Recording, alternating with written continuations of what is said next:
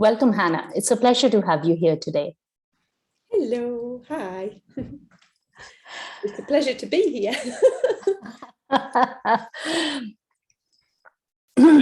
Something's wrong with my throat today. Today's conversation is going to be amazing because you're going to teach us how to get confident with sales copy. But before we talk about sales copy and we talk about confidence of doing a copy well, I am really curious to understand who Hannah is. Tell us, Hannah, what is your story? Well, okay, so I am a copywriter and copy mentor now, but I haven't always been a copywriter and copy mentor. I was a scientist, I've been self-employed since January 2015. But before that, for 9 years, I was a scientist. And I worked at Newcastle University for 9 years. Science, to be honest, science was, I always say science was my baby until I had babies, real babies. so I absolutely loved science. I was a very dedicated scientist. I would work 12 hours in the lab. I went to conferences in America, in this country, a couple of other places, and I really was completely dedicated as a scientist. But when I fell pregnant with my first child, who is now, she's 12 in a couple of days, actually, that's when I lost the love for science because I had this new focus. Totally like a very, very, very relatable story, I think. And I went back to science. We moved to where I live now in Chesley Street, which is in between Newcastle upon Tyne and Durham City. And it's a bit of a commute to Newcastle, but I was still working at Newcastle University. And I finished up my PhD while Emily was just a baby. So I worked part-time. I finished up my PhD in the university and had a baby going on at the same time. And that was all okay. I was managing that, but it wasn't ideal. And then so things started to kind of like, obviously my attention was more focused on my baby and as she was growing, and less on the science side. Then 4 years, this must have gone on for about 3 or 4 years. And then I fell pregnant with my second child, who is 8 in 2 weeks. So I've got 2 December babies. And I decided that enough was enough at that point, and I left science. I retrained as a web designer initially. So I got into Wix. So I was designing I started designing different websites for like family members and things like that at very first. Then I did some training with Wix to be a Wix webmaster. So I was with them for quite a while. And then things were really great, actually. And I built up a really good portfolio.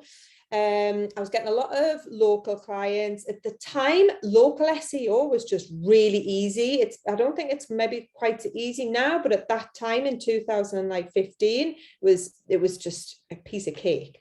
So I was getting a lot of clients. It was all good. But then the next problem was that I started to burn out because I was trying to do everything myself, basically.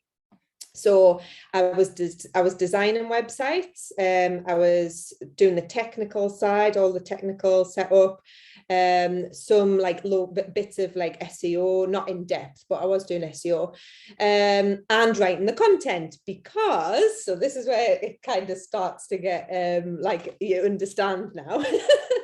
So I started writing the content very quickly, actually, because it was apparent that when people come to web designers, they struggle to provide website content, either because they don't have the time or inclination to do it, or they just don't know where to start with it. So I was writing for my clients at the time. So anyway, it became all just very overwhelming, really, because I was trying to do too many things for too many people and wearing too many hats and marketing them to everybody and doing all the wrong things. So I niched very heavily in 2019 and dropped everything that I was doing apart from website copywriting. So at that point, I became known as the website copywriter, and I developed a really efficient, slick process for writing copy, because I was only doing that one thing. And my ideal client at the time was web designers. So my ideal client was web designers. I knew what it was like to be a web designer. I knew the innermost thoughts of web designers because I've done it myself. Yeah. So I knew exactly how to help them and how to create a really strong marketing message. And like my whole business just went completely bonkers, like through the roof, where it just all of a sudden, like literally in a space of like a couple of months, I was just overwhelmed again with but with work, which was a good problem to have. Yeah. So that went on for all of 2020. And then at the beginning of this year, well, kind of like November last year, I started really wanting to teach people how I'd done all this, and yeah, because that's what I really enjoy, is this teaching, working one-to-one, and this mentoring. So this year I've launched the Copy Lab, which is my program to help people get confident with sales copy. Yeah. And that kind of brings us up to now, I think, doesn't it? Copy Lab, that's the scientist in you speaking, isn't it? Yes, exactly. So I always say you can take the girl out of science, but you can't take the science out of the girl, because the whole time I was using the skills that I had picked up as doing a PhD, really, looking for evidence all the time. So like, I will not write anything if I don't have solid proof of it, because, and this comes from the whole PhD Viva thing. So for anybody who doesn't know what a PhD Viva is, you do your experimental work, then you write it up as a thesis, and then you go into an interview with professors, and they basically interrogate you for hours to make sure your research, everything that you've written, lines up to your research. So going through that, as in my I was only early 20s at the time, it kind of like broke us, but then built us back up again. Does that make sense? So like, it's like those explain a PhD is like SAS training or something for the mind. It's like it breaks you down and then builds you back up again into a different, like your brain changes. I think the chemistry of your brain does change. So as a copywriter, that's the way I approach everything, with that kind of mindset, where I won't write anything until I've got the evidence I need to either prove my point, or just to show the like I know what I'm talking about, if that makes sense. Like everything has to be clear, and it's the clarity, I think. So yeah. Wonderful. I knew there was a story behind somebody who changes from cell biology, nuclear and cell biology, and becomes a copy mentor. I knew there was a good story there lurking somewhere. Of course there is. There's always a story, isn't there? There's always a story. There's always a story. Wow, what a beautiful story. Thank you for sharing that. We will talk more about the copy, but I want to share with you that we have Derek, who has joined us from the US, and we also have Jillian, who has joined us. Hello, people. Thank you for joining us. All right. So tell us a bit more about the evidence-based writing, Hannah. Yeah. Okay, so this year I had to look and really pull apart and spend a lot of time pulling apart what exactly I'd done to get to I created a business in 2019 that basically has leads still now coming into it on tap. Like, it just, like, I don't even promote it, and I'm constantly getting referrals for website copywriting.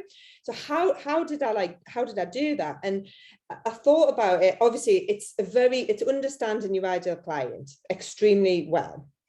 And then, so that's step one of the evidence-based model. The second step is creating a really strong message and really kind of being clear on your ideal client, where they're at now, what the struggles are with, what they're struggling with, where they want to be, what's the problem in the middle that's stopping them from getting to where they want to be, and really building a story around your ideal client. And that I think that is like, them two things are the key. And then the third step is actually sharing that message, because what happens, you do your ideal client work, you create a really strong message, and then you totally freak out because you have to actually share that message, and it feels really vulnerable. But you have to write in a confident way so that your target audience, your ideal clients, your audience, have faith in you, because you need to help them, you need to guide them.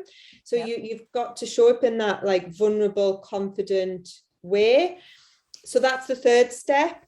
And all the time we collect evidence in the form of comments, conversations, testimonials, but it's the conversations that we're having, and looking for what our audience, what our actual customers are saying to us, and using that to keep going around the cycle, keep refining our message, keep understanding our ideal client, and just getting like tighter and tighter and tighter with your message each time, really. And actually using that on a sales page, using that language that your audience are using on a sales page, in an email, in a post, on your website, whatever it is. Yeah, it's like being in our client's heads, isn't it? Yeah, exactly. Yeah, it's putting yourself in your ideal client's shoes all the time, for everything. Like, it's not just that like a one-off thing. So in the Copy Lab, one of the exercises is a day in the life diary entry exercise. So putting yourself, it's like showing people how to put themselves in their ideal client's shoes. What is it like to live their life? How do they feel? What do they feel like when they come to you? And that's like one exercise, but really that exercise should be repeated all the time, and we should train ourselves to think like our ideal client. It's like, but it's a skill to practice, isn't it? It's something we need to kind of constantly practice and constantly be aware of. And it really, it's a life skill, because it helps you in general life, doesn't it? If you put yourself in somebody else's shoes. Yes, absolutely. Yeah, if we don't put ourselves in our clients' shoes, we can be so disconnected with them. We can think we know what they are thinking and what they need, but we can be completely off. Yeah, and it's just about listening to what people are saying, and like it sounds like quite a fluffy thing, or just listen to your customers, but it's something you need to, I think, practice daily. You need to every day be thinking about, right, what's the other person thinking, how are they feeling, where are they at, are they really excited to work with you, or are they a bit worried, are they apprehensive? How can I put their mind at ease? Do they have reservations, or are they just like really excited and you want to match that excitement? And this is where how it actually translates to what you write, is because you need to meet them as in your audience, exactly where they're at and how they're feeling, so that when they read your copy, it makes them feel a bit better towards where they need to be. So it's like meeting them where they're at and then taking them to you, really, isn't it? Personally, this conversation is so timely and so amazing for me, because guess who's updating copy on their website? Me. and I'm redoing the copy on my website and sales pages. So yes, absolutely loving this conversation with you. Yeah, so it's just thinking about your ideal client, isn't it? And what, when they land on your website, where are they coming from? Are they coming from social media? Are they coming from Google? A lot of the people, I think, your audience, the people who are watching this, most like online business owners, entrepreneurs, their target audience, ideal clients, are coming from social media, likely. So just have that in mind about whether they might be coming from like as a cold audience onto a website or a warmer audience onto a website. Mm-hmm. And how would that make a difference, the warm and the cold audience, Hannah? Because the last website that I had, which is actually, I'm getting a new one rebuilt, so it's got a landing page up now, but the last website, which was completely targeted towards web designers, I knew that those web designers were following me on LinkedIn. So the website was written as a natural extension to what they were already reading about me on LinkedIn. So the main call to action for that website was book a call, because that's what I knew they were wanting to do, but they just wanted to look at the website to get confirmation that that's what they wanted to do. It was like sealing the deal. So it was a very warm audience moving from LinkedIn, and you can track this using like analytics software and stuff, moving from LinkedIn onto the website. And then they were like, yes, this is exactly what I thought it was. Hannah is who I thought she was. So I'm going to book a call. Now, if that wasn't the case, and if I'd had a different strategy, so my strategy could have been a blogging strategy, for example. So say I wasn't very active on LinkedIn, but what I was doing a lot of blog posts that were coming up in Google searches. So that might be a cold audience, and the call to action to book a call might be too big of the jump. So somebody's on Google, they have a question, a blog post comes up, they read the blog post, really interesting. The call to action would ideally be a softer call to action: download a free resource. So that's why it makes it makes a big difference whether your audience it's getting right into the head, like really into the head of what's going on, and what is that person thinking when they land on the website? Where have they come from? What are they there for? Can you not have a mix of both?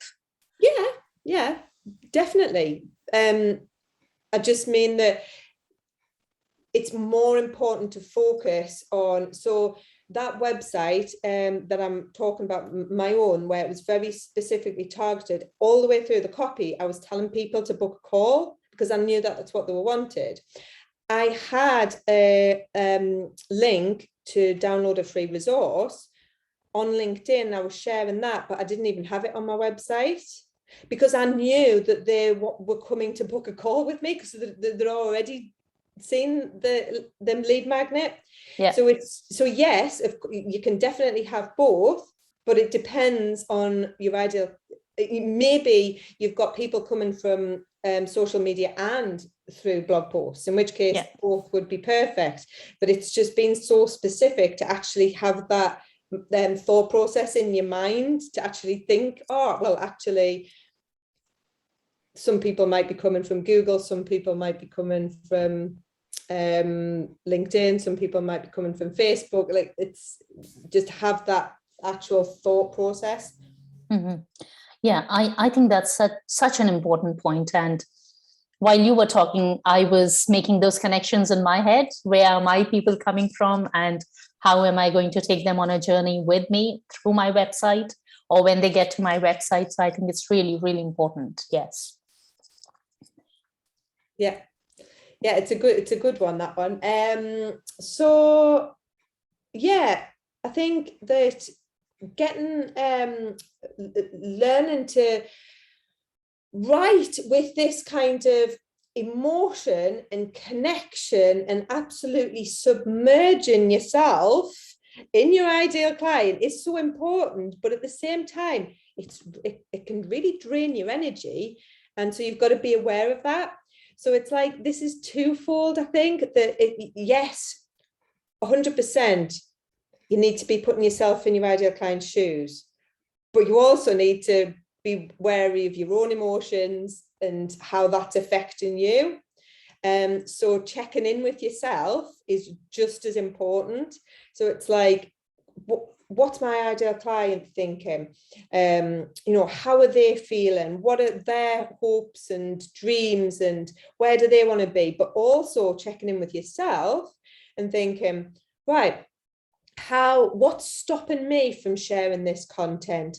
What's holding me back? What am I worrying about sharing my opinions online? Like how does it feel to write a piece of content and worry about whether it's right or wrong and all these kind of things? It's like, you've got to also protect your own emotions, don't you? And I know, like, I think you're big on that as well. Like, that's one of your passions as well. Yeah, absolutely. Yes, because I help people with their stories. And when we share our stories, it's bound to make us vulnerable. But getting that balance right is so important. We want to be vulnerable, we want to be courageous, but we want to look after ourselves as well and make sure that we don't share anything that we are not ready to share. Or I'd say the litmus test is we haven't healed from. We don't share the stuff that we haven't healed from. Yeah, definitely. I love that. And that's pretty much the mindset that I have. So I'll share things if, like, I always check in with myself, and I tell my clients to do this as well. Like, and it's this very similar thing to what you're saying, is checking in with yourself and knowing whether it's this comfort zone thing. I'm very I don't tell people to push themselves too far out of the comfort zone, because I've pushed myself too far out of my comfort zone. I haven't listened to my intuition, and it's ended in absolute catastrophe basically. And so you've got to really ask yourself, is this fear an excited fear, like I really want to do it but I'm scared? Or is this a fear, like a real dread that is like much more of an anxiety? And that is so important when you're sharing anything online, I think, because it's following your intuition, isn't it? Yeah. Intuition is like the best guidance system ever. And like, if you fall into the trap of not following your intuition and following someone else's intuition, it's only going to lead in disaster. I agree with that one. I've done that enough, not listening to my own intuition. Always got myself in trouble without fail. Yeah, I'll tell you a story about that, actually. I have always had a fear, like social anxiety. Okay, so I've always had a fear of public speaking. Where I'm at now is complete polar opposite to where I was several years ago. But my bright ideas, sometimes I think that, I've always wanted to be good at public speaking. So my bright idea was, I think it was 2018. I've got a feeling it was 2018, around the Christmas time. It might have been 2017. My bright idea was to join Toastmasters, right?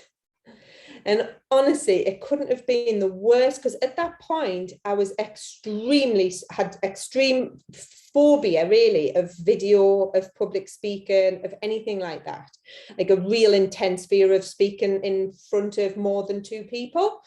And I went to Toastmasters, and I had to do my first public, like my first performance, if that's the right word, my first speaking opportunity. First speech. Speech, that's the word. P1. I had to talk about ums and ahs. And I literally, for so many, I don't know how many seconds I was standing there, because I literally had to hold myself off the stage because I was about to collapse, like I was about to faint. But I just went, walked off, and I never went back again. And it probably set my public speaking journey back by several years, because I was so terrified after that. It made it just the whole problem so much worse. So after that, it was tiny little steps, tiny steps.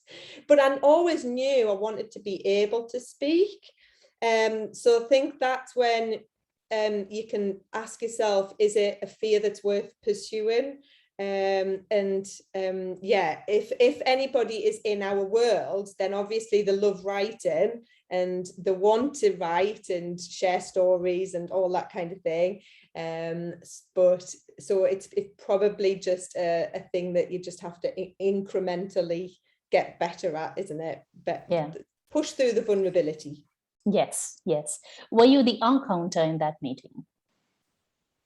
Were you the one who was giving reports on ahs and ums? No, I was actually supposed to be talking about it, but talking about it. Okay, so that must have been your first project then. Yeah. No, there's such a huge lesson you have shared with us there, Hannah, and thank you for bringing that to the fore, that we have got to take incremental steps and not try and take a huge leap immediately, because that can backfire. Yeah, it can. And I think that just by taking the little steps, that's why I'm doing this now. Otherwise, it wouldn't have been able to. For anybody who might be watching, who does have like this kind of fear over video or anything like that, I started by literally just doing a 10-second video just to myself and then deleting it. And like all I could do, this was a few years ago, all I could do was say my name and then put it away, and that was it, and just delete it. And then I gradually built it up to be able to actually say something meaningful and share it. And so anything's possible. Wow, look at you now. Well, I don't know about that, but I'm certainly better than I was. Well, you have come a long way. If you started with 10 seconds videos and being able to say your name, but now you are doing full guest expert sessions. Yeah. That's amazing. I think it's an inspiring journey.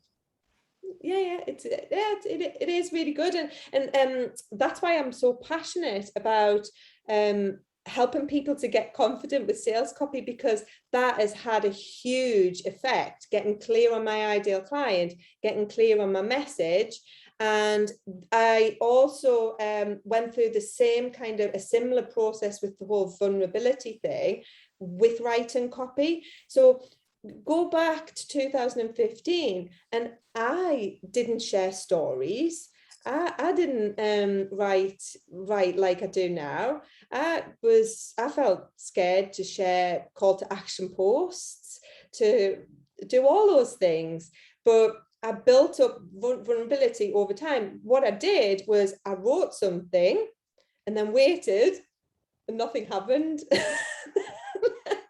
And so then you think, oh, I think I might test it, push it a little bit, the boundaries a bit further. And It's just like pushing the boundaries all the time. So because I'd been through that process with writing, then I knew in my mind that it's the same thing to be on camera, to speak. It's the same process. You're just pushing the boundaries slightly. It's like people often, like my clients often worry about sharing something.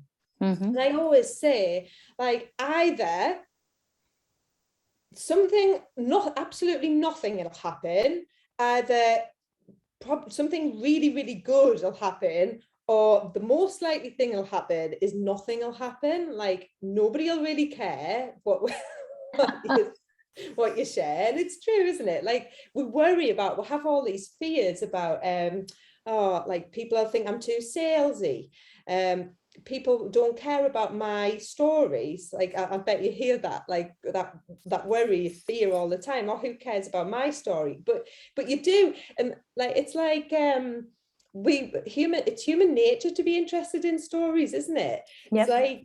like we watch soaps, we watch documentaries. It's like, because it's our human nature to be interested in other people's life. That is true. And I absolutely love the point that you talked about. Where's that fear coming from? I had one of those fear-based stories until some time ago. So I grew up with this story that religion or conversations around religion can be inflammatory. So it is very easy to get people irked up if you're talking about religion, because not everybody sees eye to eye, and people get very passionate about it. And one thing I noticed was that in my content, I would never mention religion. And that's how it was, and it was fine. But then recently, or not so recently, maybe a year or so ago, I realized that I actually live in a different place from where I was born. So my audience doesn't know as much about my religion as people who I grew up with knew. And what I've noticed is, the more I have owned my own roots and I have let go of this fear-based story that religion causes conflict, or conversations around religion causes conflict. Now, when I talk about religion and ethnicity, people absolutely love that content, because they get an insight, a different insight into who I am and a different culture, and people love it. Yeah, because it's really interesting to learn about other people and other cultures. And like, you don't need to be frightened of that, because if anybody did have a problem, then they're really just not your people, are they? It's like, it's that old thing that, like, we've heard time and time again, that, you know, you attract your tribe and all that kind of stuff. And it's so true. Like, I just love learning about other people. So I'm straight for anything that's sharing about culture and stuff like that. I'm desperately wanting to read stuff like that. Yeah. But you see, I didn't really have any personal experience wherein I had put myself in a pickle because of a conversation on religion. It was just a story I had picked up from the world around me. And it is true that a lot of conflicts happen around religion, but I had somehow told myself that that was something I wanted to avoid. And there was no evidence for it in my work. Yeah. And once I was able to see through it or look beyond it, well, things changed. So how did you approach that? Did you share little bits of stories and get a feel for what people would think, how people would respond? Or did you just jump and go all out and just share a story and see what happened? Well, I noticed that when I would share stories, and all my content is around stories, because whenever I write something, it's an opportunity for me to demonstrate my skill. And I noticed what are the kind of stories that stand out. Obviously, number one is top-notch stories that stand out are personal stories. Even if I was talking about a work situation, but when I would place myself in that work situation and talk about it, that would be received really well. And I also noticed that one of the stories that are received well are when we talk about our roots. And that was really interesting for me, because that gave me an insight into, well, it's amazing to own your roots and do some work there. And I think things just evolved from there. And obviously, like you said, there was feedback. It's sharing content or sharing stories or writing copy for that matter, it's not a static exercise. When we do that, we are getting feedback from ourselves and from other people, and it's important to listen to that feedback. Yeah, that's what I love about it so much, because I love having those conversations. That's the most interesting part. And I use LinkedIn polls to kind of find out what people's thoughts are and opinions on mine. So I might, if I have an idea of something, I'll write a poll, and then that can often, I wouldn't say change my opinion, but certainly shape my opinion and make me see things that I hadn't previously, like angles that I hadn't previously thought of. You can't get a better method for understanding people and writing copy. Like it's just like listening. It's the most important thing, is to listen and learn and understand people better. And it's like practical psychology, isn't it? It's like using social media to really understand the psychology behind different perspectives. This, like it's fascinating. And I think when you come at it from that mindset, negativity, trolls, differences of opinion, they just don't really, they don't really have. And I know trolling does exist, but I just don't really find myself in that situation ever, because I don't see it as that really. And I know, like, I'm sure there is instances where that really does happen, but I don't know. I come at it from, if people write negative things, then it's usually just because they just don't understand my perspective, because they haven't lived my life. They don't, looking at things from total different angles. In this moment, I'm thinking what you were saying before the call, that we would be so aligned in so many ways. And we are so aligned on this as well, Hannah. I don't find myself in conflicting situations on social media, maybe because I don't put out that energy myself. I don't put other people down if I don't agree with them. I just scroll away. And so I don't attract those kind of people as well.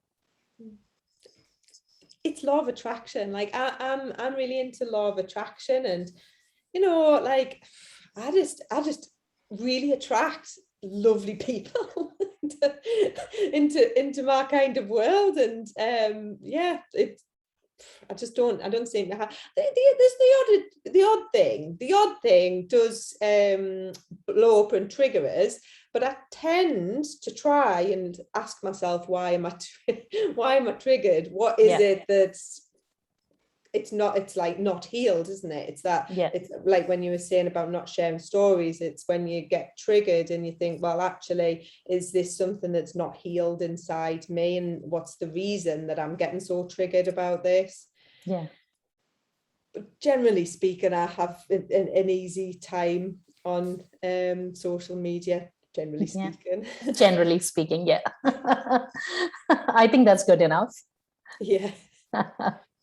And I really like the thing that you said about copy not being static, and that goes for certainly sales pages, less so for websites. Websites are a bit of a different thing, but social media, 1,000,000%. I think you should be we should be using social media to collect the evidence, to have those conversations, so that we can then translate that into our sales page copy and our web copy. But for sales pages, I have launched the Copy Lab 6 times, and each time I have rewritten the sales page for that, based on listening to my clients and listening to what they're saying. So at first I had to cast my net quite wide, because it was a new program, completely new offering, new ideal client. Right, whoa, I'm gonna have to like cast my net wide here and feel my way. And after 6 launches, each time I refined based on what people were saying. And then by recently, I could actually use the voice of my customers and their successes. So the wins that they'd achieved, they go on the sales page. So now I'm at a point where the opening statement, the opening headline is has been taken from something that somebody, one of my clients, Lorna, said about me online. So she wrote a post about working with me, and I took a sentence and put it on the sales page. So that's the evolution of going from new product, new service, casting your net wide, listening, refining, going through the actual method that I teach. So the method that I teach is the method that helped me a few years ago and how I unpicked it. But then as I was teaching it, I was following it, and I still follow it now. It's like, and so going through the whole process has actually made me a better writer, because I'm able to kind of use my own stuff to keep on going at it. So I think that's been really helpful. Yeah. In my humble opinion, if we aren't changing the copy, then either we aren't listening enough, or we aren't going deep enough in the work that we are doing, because the copy cannot stay static. Yeah, definitely. I think that some businesses, for websites, it can stay static for a bit of time, because some services solve a specific problem, and it's kind of that it's like an old problem, if that makes sense. It's been going on for ages. So but in the rest of copy, yes, absolutely, like your message has got to evolve, and especially I think in the online space. But I've had experience as a website copywriter of dealing with lots of different types of businesses, like, you know, high street solicitors and accountants and tradesmen, and, you know, all these kind of, which is it's different to the online coaches and entrepreneurs. It's just different. Yeah, absolutely. How often would you suggest we should go back to the whiteboard and relook at whatever we are offering and the copy and everything from the scratch? Do you know, I'm gonna take the easy option, I'm afraid, and say that it's just, you've got to use your intuition for this kind of stuff, because there's no right or wrong answer.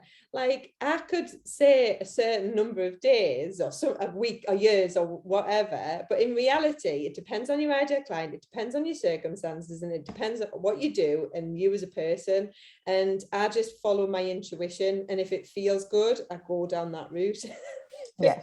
And if it doesn't, I think, right, what's going wrong here? Everything that I do, I have to like, going back to law of attraction, it has to feel good, and it has to I have to ask myself, am I going down the right path? And I do have loose plans in my mind about these kind of things. Like, I have a vision for 2020, but it's a vision and I feel my way there.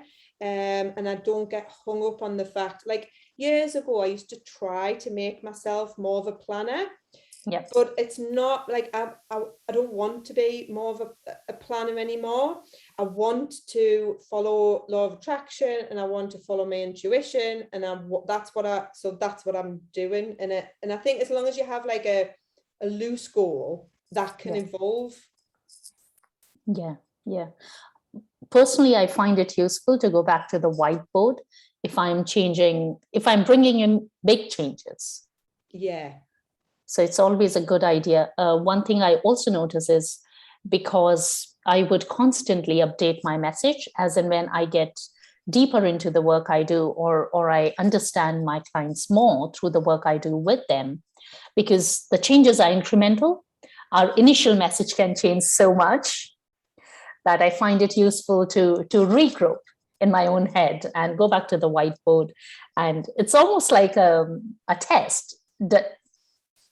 Are all the things still valid that kind of a test. Yeah.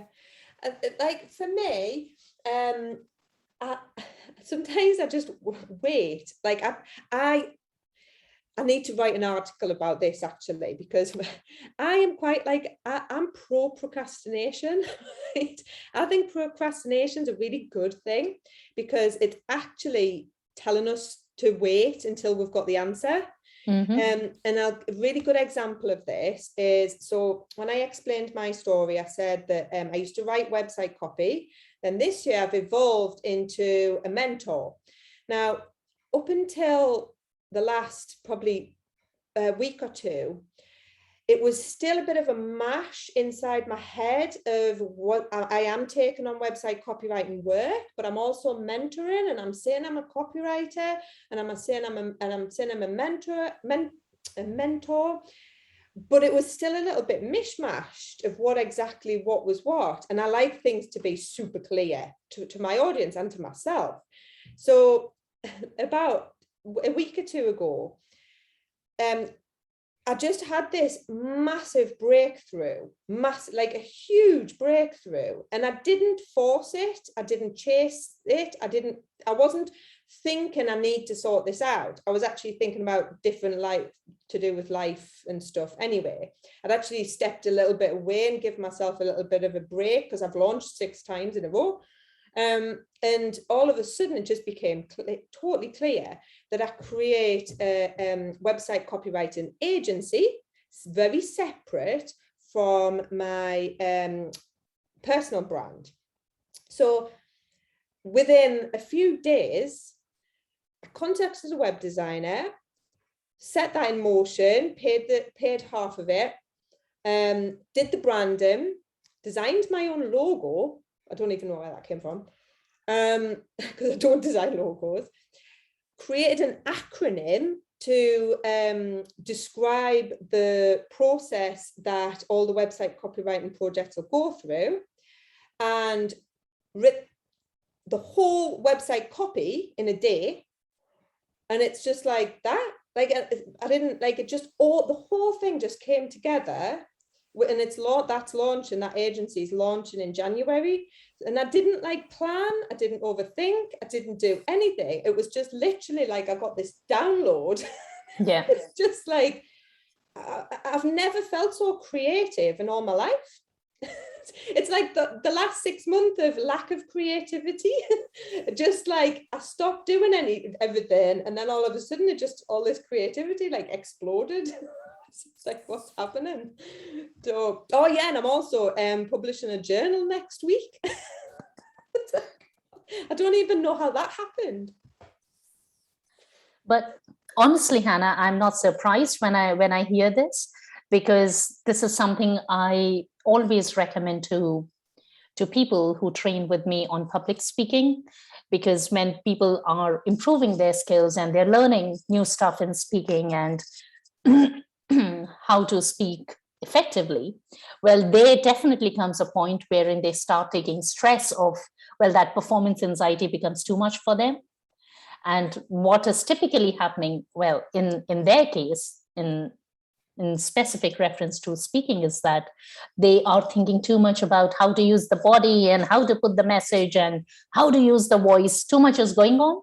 And the pressure almost becomes too much. And in that moment, I ask them to just step away from it and to bring in more playfulness, to bring in more creativity, so that the pressure is released. And that's when they again come back up. Yeah, definitely. It's like, don't overthink it. Don't overthink it. Yeah, just do it. Like with these guest expert sessions, I've got an amazing VA who does everything for me, and like literally I just come on, like I prepare maybe for 10-15 minutes beforehand, and that's it. Like I don't overthink it. I just Gillian tells me what I'm doing and I do it. Don't overthink it, Hannah. And I agree, Gillian is amazing, and she's here listening to us. Oh, brilliant. Wonderful. Hannah, so is there anything else you want to add for us on how to write confidently our sales copy? I don't think so. I think the takeaway is just to submerge yourself into your ideal client shoes, but also be very mindful of your own thoughts and how you're feeling about writing. This was such a good conversation, Hannah. Before we let you go, tell us, how can people work with you? Do you have anything coming up? Tell us more. So I have a free masterclass happening on Monday, the 10th of January at 1 p.m. So I can share the link for that. And other than that, LinkedIn, and watch out for this random journal being published next week. And you also have a launch in January. Yes, so I'll launch from the masterclass. So the masterclass will be on the Monday, and then there'll be some special like bonuses happening around that for launching the Copy Lab. But people can join the Copy Lab anytime anyway. So it's just open all the time. And where can people find you? Mainly LinkedIn. Mm-hmm. I do have an Instagram and a Facebook, but I'm not very active there. So if anyone wants to find us, just search Hannah Gibson copywriter, and I will come up on all of those platforms. Wonderful. Before we let you go, Hannah, what is one big message you want to share with our audience today? One big message. It doesn't. Writing copy, it doesn't have to be perfect first time. There is no perfect, and in actual fact, it should not be perfect, because it should be this evolution, like what we were saying earlier. Don't worry what other people think. I love that. It doesn't have to be perfect, and it shouldn't be perfect. What a powerful and beautiful message to complete this conversation with. Hannah, thank you so much for coming and talking to our audience today. Thank you. It's been absolutely lovely. You've been a really, really lovely host, and it was really nice to chat. Thank you, Hannah. It's been a pleasure. Thank you.